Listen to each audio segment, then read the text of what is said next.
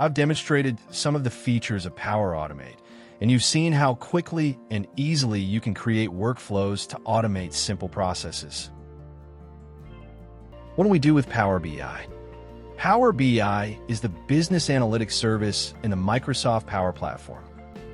That feels, though, like such an understatement, because with Power BI, you create visually rich reports and dashboards that help your organization find insights.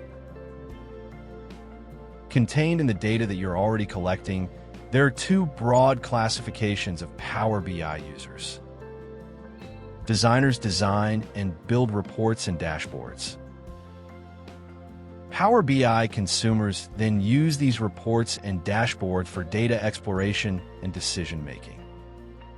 Designers can use the browser-based Power BI service, but most also use Power BI Desktop because it's the best tool for creating data models. In this overview of Power BI, we're going to focus on the Power BI service, but we will look at tasks that are common to designers as well as to consumers. To launch Power BI, either use the app launcher or navigate to app.powerbi.com. In either case, you'll end up here in the Microsoft Power BI service. On the left-hand side, we have our navigation pane, which includes favorites, which are items that you curate, recent, which are the files that you have recently interacted with, create, which is used to create one of the things you create in Power BI. But you would always start with the data set. Data sets is a list of data sets that we have recommended data sets that are promoted here by my organization. Goals, which is a new feature allowing users to manage scorecards so that they can track and measure their progress towards organizational goals.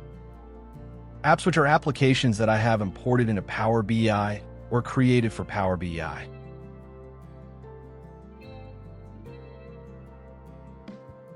This shows me all of the items that have been shared with me.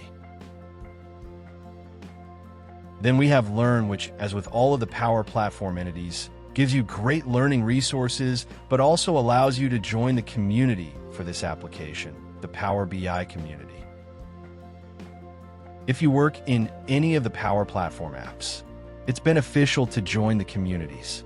Then I have access to different workspaces within Power BI, and what you'll see is that these are actually SharePoint groups or Microsoft 365 groups, and then my workspace, which breaks out into my dashboards,